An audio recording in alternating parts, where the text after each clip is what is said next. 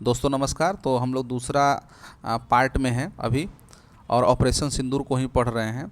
तो ऑपरेशन सिंदूर में प्रयुक्त भारतीय हवाई बल इंडियन एयरफोर्स हथियार प्रणालियाँ कौन कौन सी थी। तो इसमें देखें दसौल्त राफेल लड़ाकू विमान, ठीक है। इसकी प्रमुख विशेषता देखें spectra electronic warfare system, active electronically scanned array, ठीक है, रडार इसमें लगा हुआ है। इसके बाद है scalp storm shadow cruise missile. इसकी उत्पत्ति जो है यूरोपीय कंपनी है MBDA, इसके द्वारा हुई है। फिर उसके बाद हैमर माने highly agile modular munition extended range. इसकी उत्पत्ति जो है फ्रांस से हुई है सैफरन कंपनी द्वारा। ब्रह्मोस क्रूज मिसाइल का उपयोग किया गया और भारत रूस संयुक्त उद्यम है ये ब्रह्मोस एरोस्पेस, इसका इस्तेमाल किया गया। भारतीय सेना हथियार प्रणालियाँ देखें तो स्काई स्ट्राइकर लोइटरिंग म्यूनिशन, उत्पत्ति Bharat Israel Elbit system alpha design. और IAI हरोप लोइटरिंग म्यूनिशन, उत्पत्ति इसराइल भारत में निर्मित घटकों के साथ, यानी कि स्वदेशी कुछ सामान इसमें स्वदेशी लगे हुए थे। तो भारतीय वायुसेना रक्षा प्रणालियाँ देखें पाकिस्तानी प्रतिशोध से बचाव के लिए तो S-400 जो काफ़ी फेमस हुआ था, S-400 ट्रायम्फ सुदर्शन चक्र इसे कहा जाता है। तो उसकी उत्पत्ति रूस के द्वारा हुई है, भारतीय सेना के लिए अनुकूलित है ये। और Akash surface to air missile system, ये इसकी उत्पत्ति जो है वो DRDO द्वारा की गई थी, भारतीय। अब हम लोग आगे बढ़ते हैं और ये यूपी विशेष न्यूज़ है, लेकिन इसे देखना एक बार ज़रूरी है। हालांकि हम लोग BPSC 71 को टारगेट कर रहे हैं तो उतना इम्पोर्टेंट नहीं है, लेकिन एक बार देखना ज़रूरी है। आप देख जरूर ले कि उत्तर प्रदेश में सेमीकंडक्टर यूनिट की स्थापना की गई है। हालांकि ये नहीं कहूँगा कि नहीं पूछेगा, क्योंकि अभी तक ये छठा यूनिट हो रहा है, स्थापना हो रही है, तो इम्पोर्टेंट तो है ही। तो एक बार रीडिंग केवल देने की आवश्यकता है। तो भारत सरकार सेमीकंडक्टर उत्पादन में आत्मनिर्भरता के लिए मिशन मोड में काम कर रही है। सेमीकॉन इंडिया कार्यक्रम 76,000 करोड़ रुपए के तहत चिप निर्माण संयंत्रों, फैब एवं असेंबली टेस्ट यूनिटों को वित्तीय प्रोत्साहन दिया जा रहा है। इस हेतु दीर्घावधिक रणनीतियों के संचालन के लिए इंडिया सेमीकंडक्टर मिशन की शुरुआत की गई है।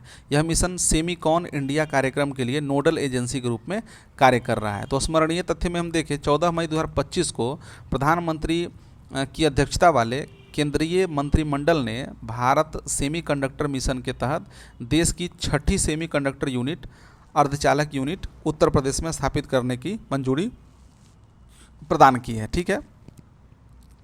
इस यूनिट की स्थापना HCL, ठीक है, हिंदुस्तान कंप्यूटर्स लिमिटेड एवं फॉक्सकॉन कंपनियां मिलकर यमुना एक्सप्रेसवे औद्योगिक विकास प्राधिकरण में जेवर एयरपोर्ट के नज़दीक जो है वो कर रही है। जेवर एयरपोर्ट कहाँ है, तो नोएडा में है, उसके नज़दीक जो है इस यूनिट की स्थापना की जाएगी।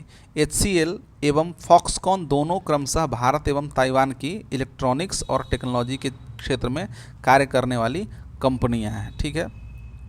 तो यह unit mobile phone, laptop, PC, automobile जैसे डिस्प्ले संबंधी उपकरणों के लिए डिस्प्ले ड्राइवर चिप्स का निर्माण करेगी, ठीक है।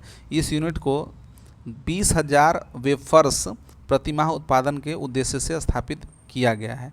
संयंत्र वाणिज्यिक उत्पादन वर्ष 2027 तक शुरू करेगा, ठीक है। स्वीकृत 6 सेमीकंडक्टर इकाइयाँ देखें तो माइक्रोन ATMP, ठीक है, याद रखें micron ATMP, Tata PSMC, TSAT Tata ATMP और CG रेनेसास स्टार्स OSAT और केनिस सेमीकॉन OSAT, और अभी जो वर्तमान में है HCL फॉक्सकॉन फैब। तो ये सभी इकाइयाँ लगाने वाली है। तो सबसे पहला है, चूँकि हम लोगों से पूछा जाएगा स्थान, तो उसे ज़रूर याद रखें। गुजरात के सानंद में मेमोरी चिप्स असेंबली टेस्ट संयंत्र है। 22,500 करोड़ रुपये निवेश की मंजूरी मिली है, जून 2023 में इसे स्थापित किया गया था। फिर उसके बाद है टाटा PSMC फैब, इसे निर्मित कर रहा है और इसकी जो मतलब संचालित करने वाली जो कंपनी है वो टाटा PSMC फैब है। धोलेरा गुजरात में यह स्थापित इकाई है और 28 nm nanometre logic chip fabrication factory है। ठीक है, 91,000 करोड़ रुपए निवेश किए गए हैं। मंजूरी फरवरी 2024 को दिया गया था। ताइवान की साझेदारी में भारत की पहली AI समर्थित सेमीकंडक्टर फैब है। इसके बाद TSAT टाटा ATMP मोरीगांव में इसका ये स्थापित किया गया है, मोरीगांव में, असम में। और नॉर्थ ईस्ट का यह एकमात्र जो है वह सेमीकंडक्टर यूनिट है।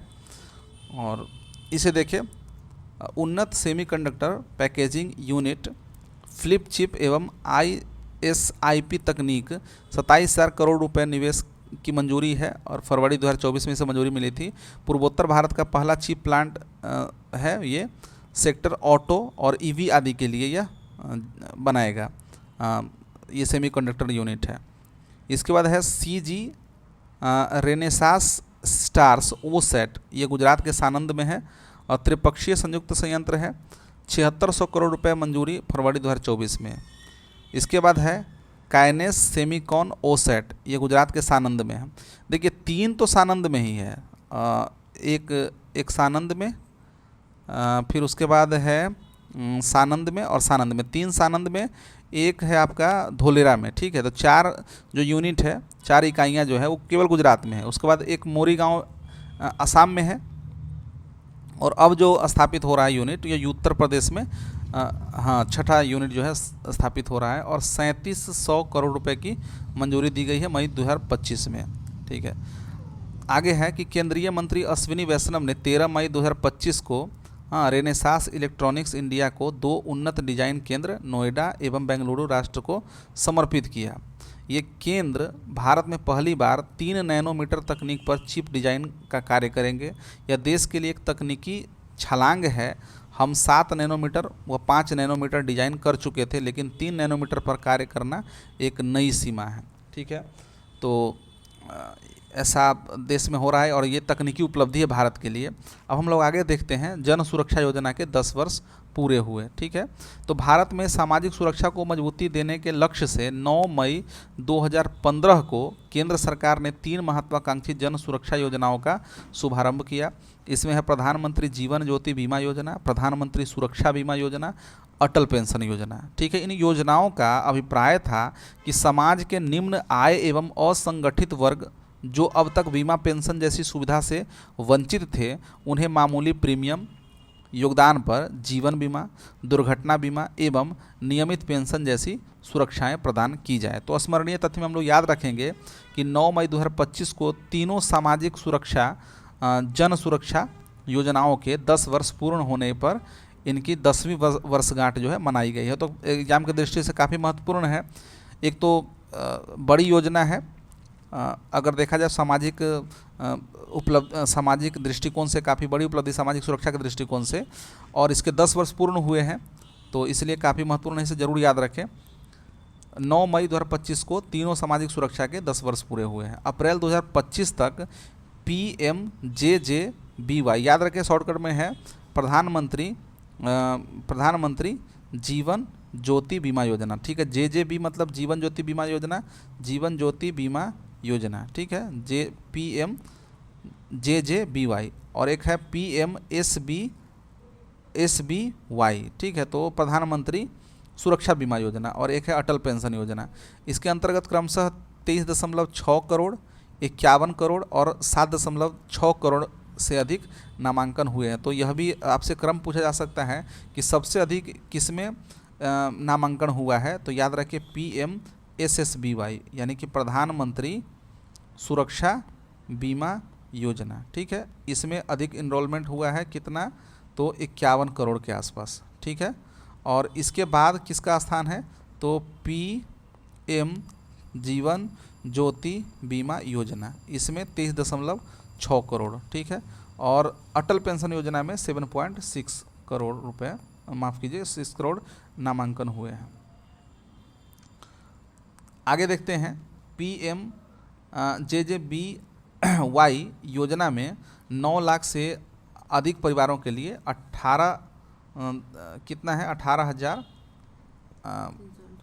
398 करोड़ की बीमा राशि प्रदान की गई है।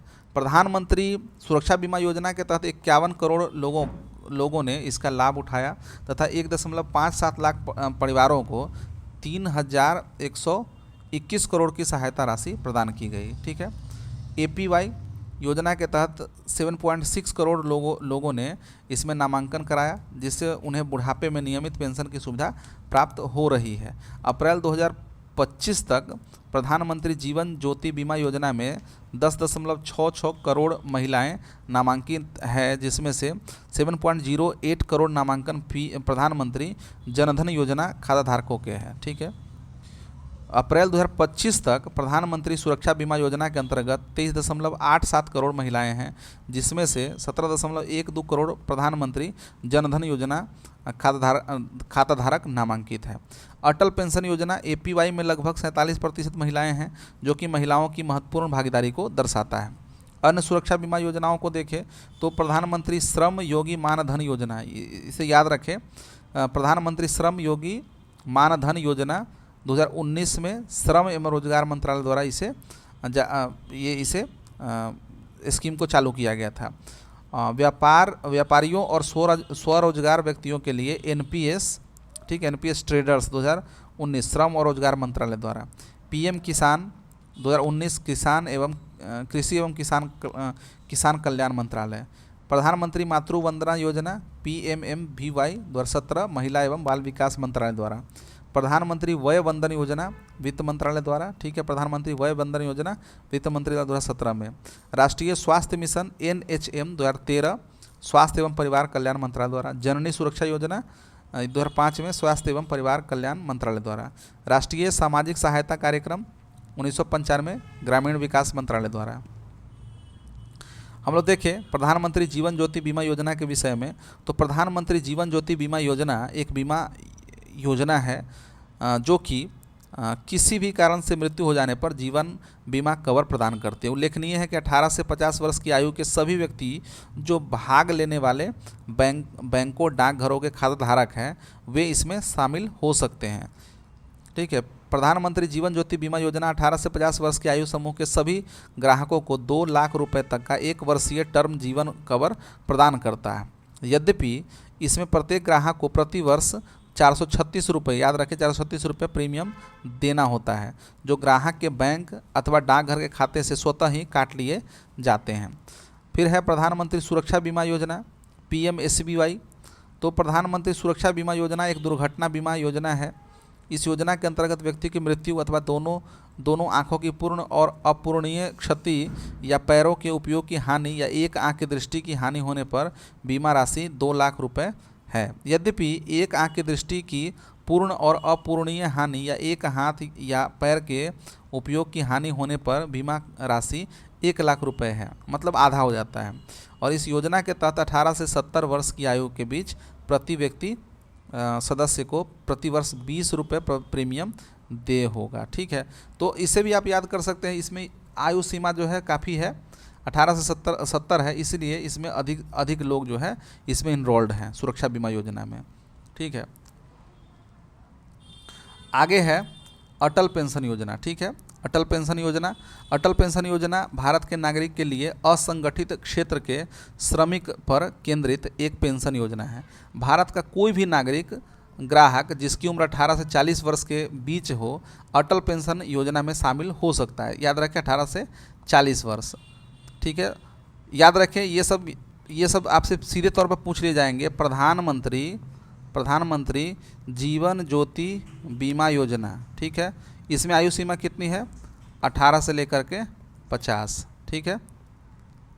उसके बाद प्रधानमंत्री सुरक्षा बीमा योजना, इसमें है 18 से लेकर के 70।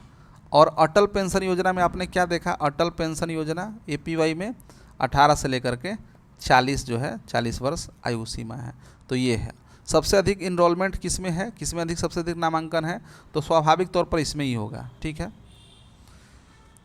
अटल पेंशन योजना के अंतर्गत प्रत्येक ग्राहक को 60 वर्ष की आयु पूर्ण होने के बाद जो है मृत्यु पर्यंत तक, माने जब तक मृत्यु नहीं होती है तब तक 1000 रुपये प्रति माह से लेकर के 5000 प्रति माह की न्यूनतम पेंशन की गारंटी ग्राहकों द्वारा योगदान के आधार पर दी जाएगी। मतलब जितना योगदान होगा उसके हिसाब से उनको पेंशन दिया जाएगा।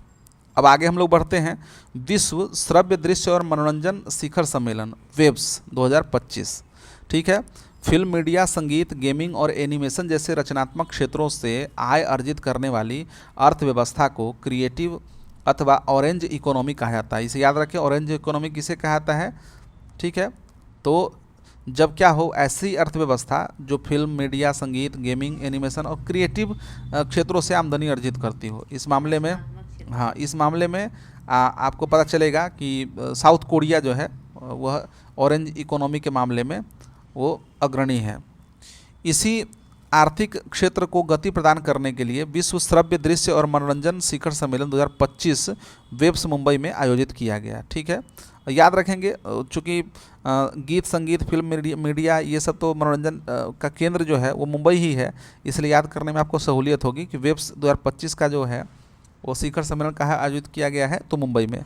स्मरणीय तथ्यों को देखें तो world audio visual and entertainment summit WAVES, media और मनोरंजन क्षेत्र का भारत सरकार द्वारा आयोजित प्रथम वैश्विक शिखर सम्मेलन है। तो ये एग्जाम में पूछने की प्रबल संभावना है कि भारत सरकार द्वारा आयोजित प्रथम वैश्विक शिखर सम्मेलन जो क्या था, मीडिया और मनोरंजन क्षेत्र का, तो ये वेब्स था। ठीक है।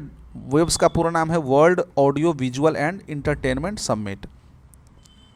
यह पहला आयोजन 1 से 4 मई 2025 को मुंबई के जियो वर्ल्ड कन्वेंशन सेंटर में हुआ। ठीक है। सम्मेलन की परिकल्पना देखें तो कनेक्टिंग क्रिएटर्स, कनेक्टिंग कंट्रीज, रचनाकारों को जोड़ना, देश को जोड़ना, मूल मंत्र के साथ की गई। ठीक है। इस सम्मेलन की परिकल्पना किस कोटेशन के साथ किया गया, तो कनेक्टिंग क्रिएटर्स, कनेक्टिंग कंट्रीज। प्रधानमंत्री नरेंद्र मोदी ने महाराष्ट्र दिवस के दिन इसका भव्य उद्घाटन किया, जिसमें 100 से अधिक देशों के कलाकारों, नव प्रवर्तक, निवेशक और नीति निर्माता एक वैश्विक प्रतिभा एवं रचनात्मकता के परिवेश में उपस्थित हुए। वेब्स 2025 का आयोजन भारत के सूचना एवं प्रसारण मंत्रालय ने महाराष्ट्र सरकार के सहयोग से किया है। तो याद रखेंगे, वेब्स का जो आयोजन है वो किसने किया, तो भारत के सूचना प्रसारण मंत्रालय और महाराष्ट्र सरकार के सहयोग से किया है। भारत ने वेब्स मंच से वर्ष 2029 तक 50 अरब डॉलर में के एमई बाजार को साकार करने का लक्ष्य रखा है। भारत पवेलियन 1470 वर्ग किलोमीटर कला से कोड तक थीम के साथ भारत की प्राचीन स्टोरी टेलिंग परंपरा से लेकर आधुनिक मीडिया विकास की यात्रा को 4 अनुभागों श्रुति, कृति, दृष्टि, क्रिएटर्स लीप में दिखा रहा था। सम्मेलन के तहत ग्लोबल मीडिया डायलॉग 2025 का आयोजन हुआ, जिसमें 77 देशों की भागीदारी देखी गई। सम्मेलन के दौरान भारत सरकार ने भारतीय रचनात्मक प्रौद्योगिकी संस्थान Indian institute of creative technology IICT की स्थापना को औपचारिक रूप दिया। मुंबई में स्थापित हो रहा यह राष्ट्रीय उत्कृष्टता केंद्र विशेष रूप से AVGC XR सेक्टर को समर्पित होगा।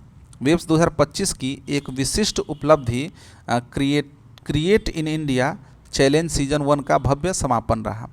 न्यूजीलैंड के स्क्रीन कैंटरबरी संस्थान व भारतीय फिल्म इंडिया स्क्रीन कलेक्टिव ने मिलकर न्यूजीलैंड में प्रथम भारतीय फिल्म महोत्सव आयोजित करने का प्रस्ताव किया। ठीक है। भारतीय कंपनी OML का पूरा नाम है ओनली मच लाउडर और रूस की गैज़प्रोम मीडिया के बीच, देख ले, गैज़प्रोम GAZPROM मीडिया के बीच द्विपक्षीय संस्कृति उत्सव व सह उत्पादन कॉमेडी संगीत शो पर MOU की बातचीत आरंभ होने की घोषणा हुई। ठीक है। घोषणा हुई। कोरिया की प्रमुख कंपनी CJENM और अमेजन प्राइम वीडियो के बीच साझेदारी की घोषणा भी इस मंच पर की गई, जिसके तहत प्रीमियम कोरियाई कंटेंट के वैश्विक वितरण पर सहमति बनी। इसके अलावा एक ऐतिहासिक इंडो ब्रिटिश फिल्म सहयोग की नींव रखते हुए देवी चौधरानी, याद रखिएगा, देवी चौधरानी नामक फिल्म को भारत की पहली भारत UK आधिकारिक सह निर्मित फिल्म घोषित किया गया। याद रखें, देवी चौधरानी नामक, देवी चौधरानी आपको पता होगा कि बंकिम चंद्र चट्टोपाध्याय की एक का उपन्यास है, उस पर आधारित यह मूवी है। भारत की पहली भारत UK आधिकारिक सह निर्मित फिल्म घोषित किया गया है।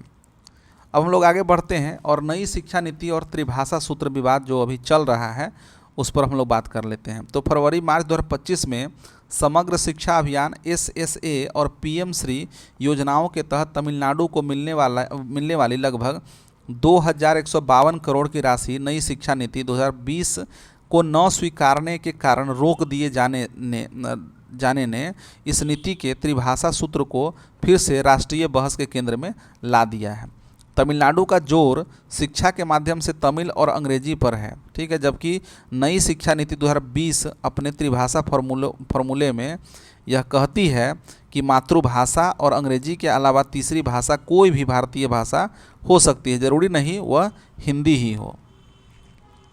स्मरणीय तथ्य में देखें तो संसद की शिक्षा अस्थायी समिति ने भी 26 मार्च 2025 को पेश रिपोर्ट में इस निधि स्थगन को असंवैधानिक तथा संघीय भावना के विरुद्ध बताया, लेकिन केंद्रीय शिक्षा मंत्री धर्मेंद्र प्रधान ने साफ कहा कि जब तक तमिलनाडु NEP 2020 को स्वीकार नहीं करता तब तक फंड जारी नहीं होगा। केंद्र सरकार के इस निर्णय से यह मसला न्यायिक से अधिक वित्तीय हो गया, ठीक है। तो तमिलनाडु के मुख्यमंत्री MK स्टालिन ने इसे भाषाई ब्लैकमेल बताया है। यद्यपि कि सुप्रीम कोर्ट ने अपने 12 मई 2025 को दिए गए निर्णय में यह स्पष्ट कर दिया कि किसी राज्य को NEP लागू करने के लिए बाध्य नहीं किया जा सकता, ठीक है।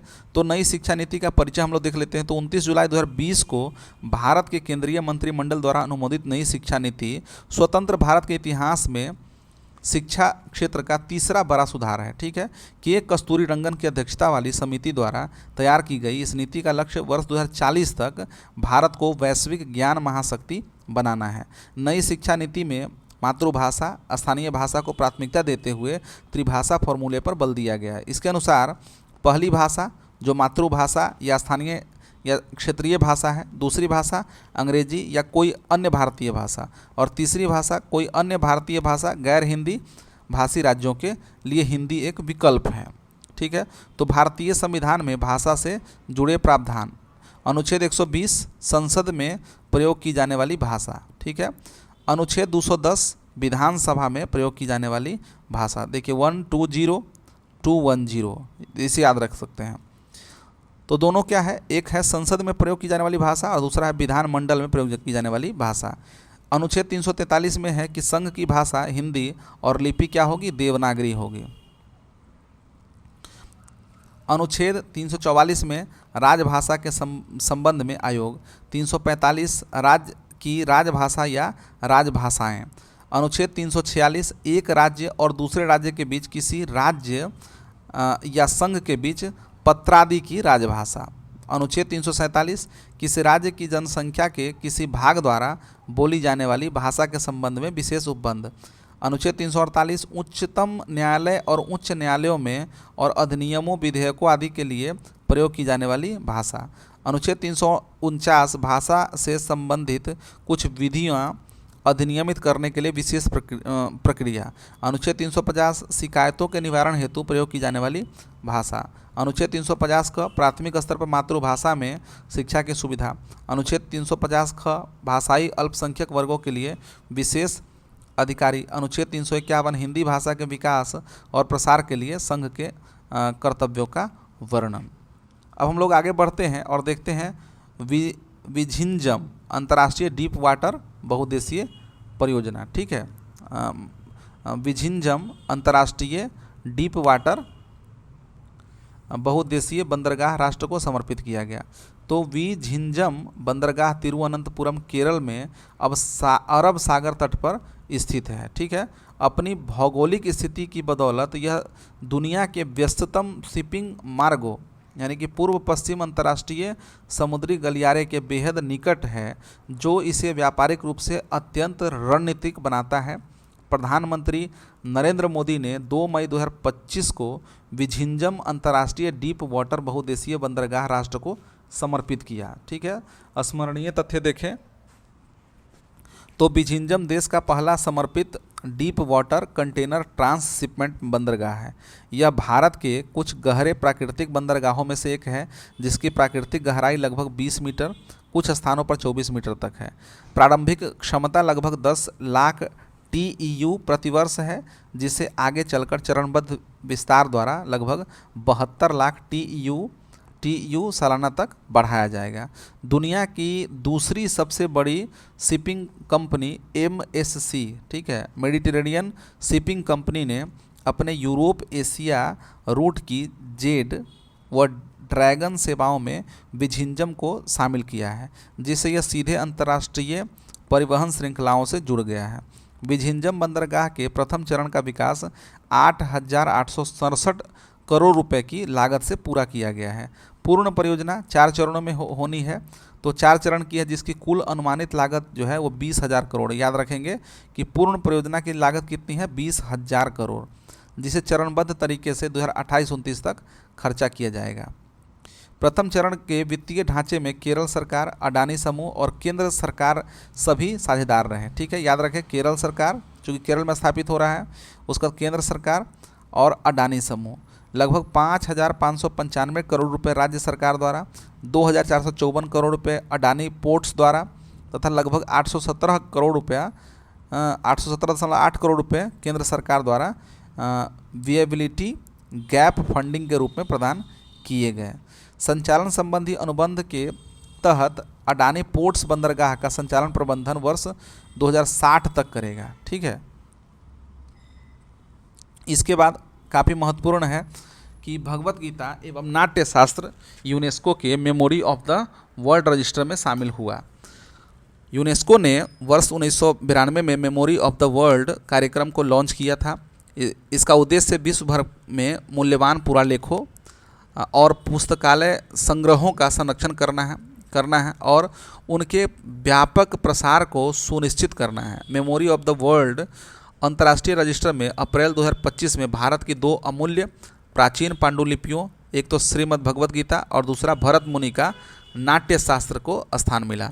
स्मरणीय देखते हैं, यूनेस्को कार्यकारी बोर्ड की 17 अप्रैल 2025 को हुई पेरिस बैठक में विश्व की 74 नई दस्तावेजीय धरोहरों को इस रजिस्टर में जोड़ा गया, जिससे अब कुल जो प्रविष्टियां हैं वो 570 हो गई है। पूरे विश्व की बात हो रही है। इस बैठक में भारत की प्राचीन और अमूल्य श्रीमद् भगवत गीता और नाट्य शास्त्र की पांडुलिपियों को शामिल किया गया है।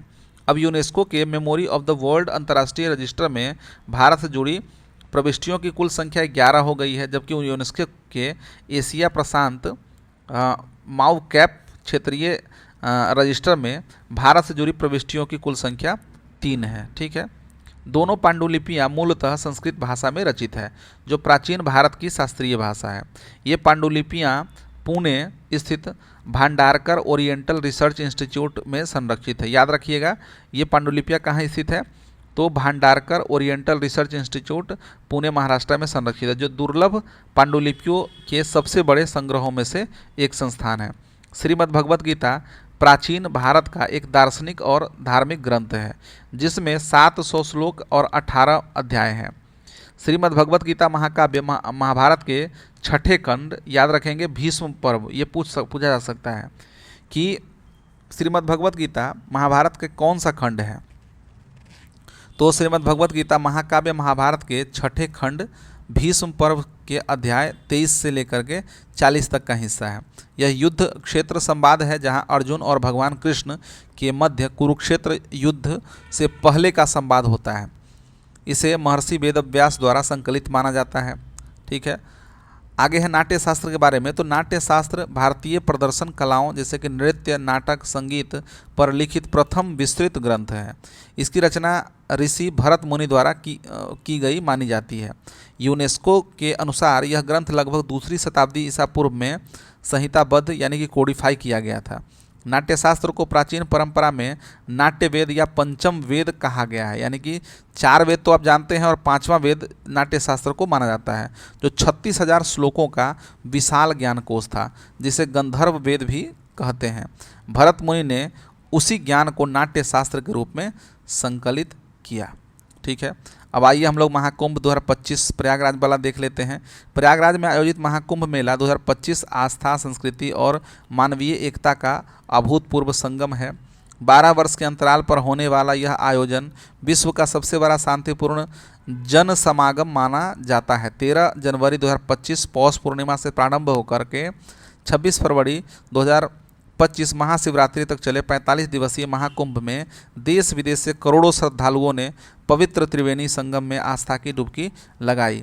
महाकुंभ का आयोजन प्रत्येक 12 वर्षों में 4 प्रमुख स्थलों प्रयागराज, हरिद्वार, उज्जैन और नासिक पर होता है। स्मरणीय तथ्य देखें, 13 जनवरी 2025 से 26 फरवरी 2025 तक प्रयागराज में गंगा, यमुना और अदृश्य सरस्वती अर्थात संगम की पवित्र तट पर महाकुंभ का आयोजन किया गया। महाकुंभ 2025 में श्रद्धालुओं की संख्या ने सभी पिछले रिकॉर्डों को तोड़ दिया। मेले की समाप्ति तक कुल 66 करोड़ से अधिक श्रद्धालुओं ने सहभागिता की।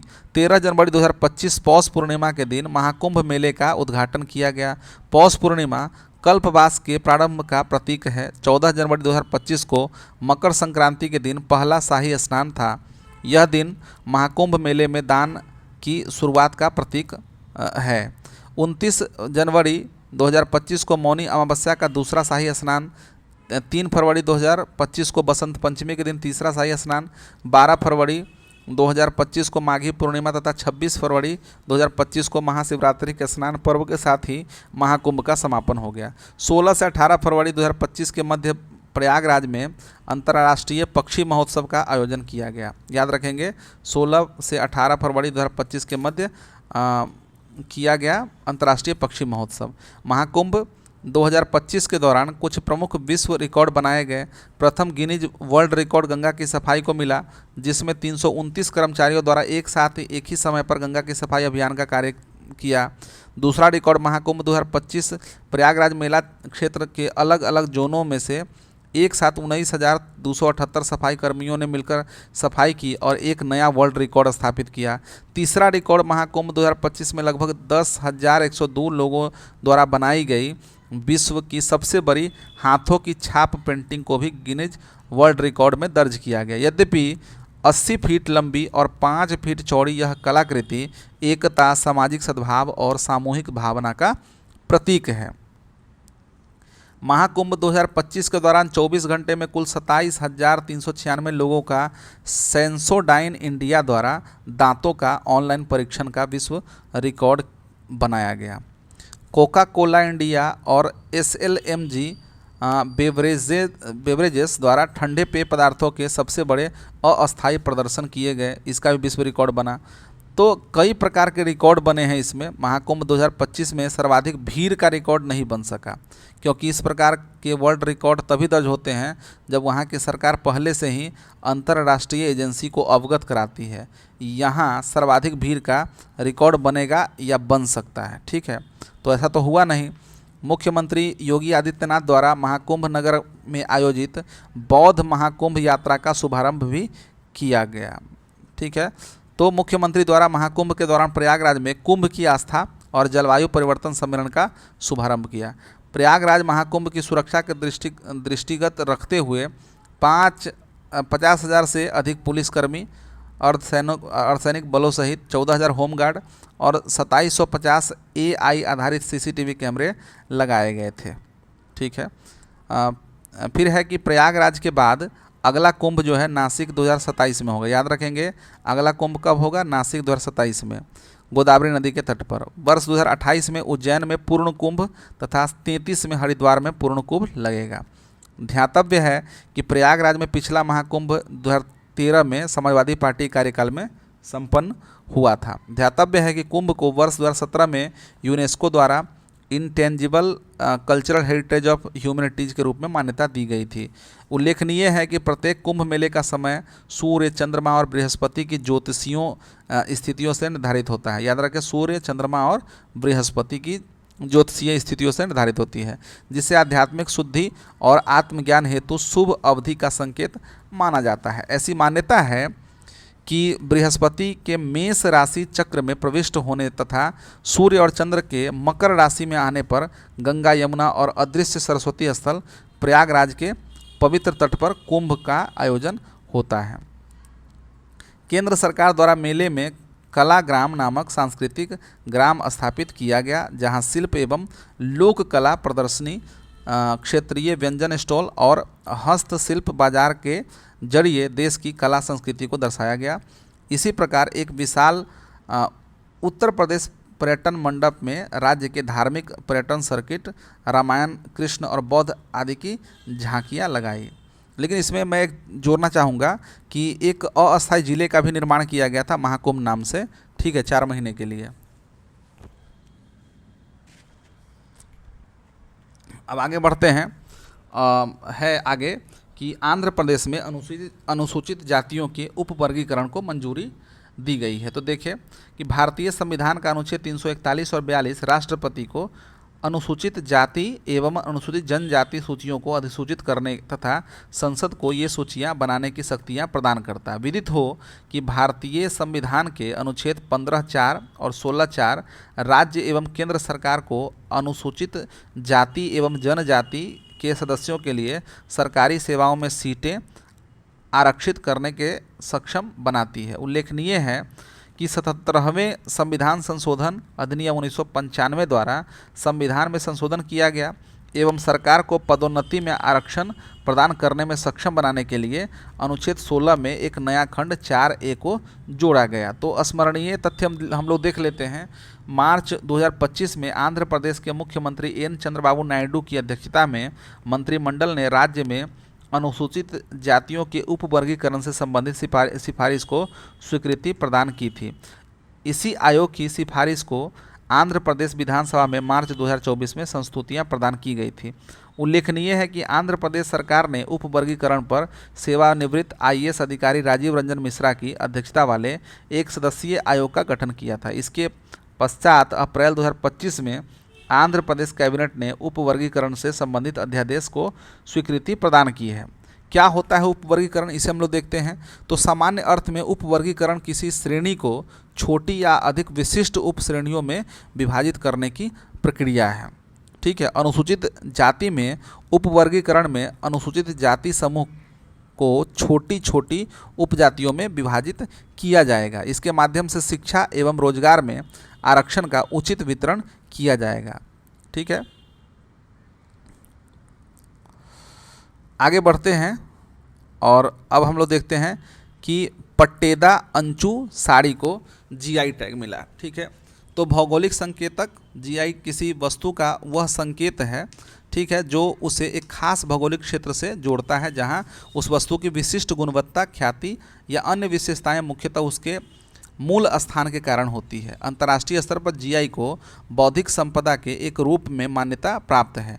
पेरिस कन्वेंशन 1883 के अनुच्छेद 1(2) में औद्योगिक संपदा के अंतर्गत उत्पत्ति के संकेत या भौगोलिक नाम भी शामिल है तथा अनुच्छेद 10 में ऐसे मिथ्या स्रोतों संकेतों के विरुद्ध कार्रवाई का प्रावधान है, ठीक है। भारत जो विश्व व्यापार संगठन WTO का सदस्य है ने भौगोलिक संकेतक पंजीकरण एवं संरक्षण अधिनियम 1999 अधिनियमित किया, जो 15 सितंबर 2003 से प्रभाव में आया, ठीक है। स्मरणीय देखिए तो दार्जिलिंग चाय जिसे उसकी विशिष्ट खुशबू और स्वाद के लिए जाना जाता है, वर्ष 2004 में भारत का पहला पंजीकृत GI उत्पाद बना है, ठीक है। मार्च 2025 तक देश में कुल 658 उत्पादों को भौगोलिक संकेतक टैग प्राप्त हो चुके हैं। मार्च 2025 तक देश में सर्वाधिक GI टैग के संदर्भ में उत्तर प्रदेश जो है 77 GI टैग उत्पादन में शीर्ष पर है। उसके बाद तमिलनाडु तथा कर्नाटक का स्थान है।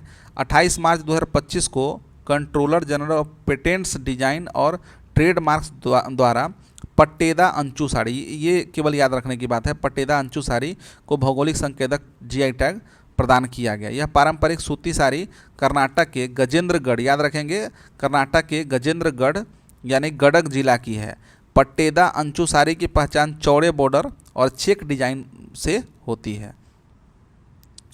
हाँ, अब आगे बढ़ते हैं और एक और महत्वपूर्ण अधिनियम है वक्फ अधिनियम 2025।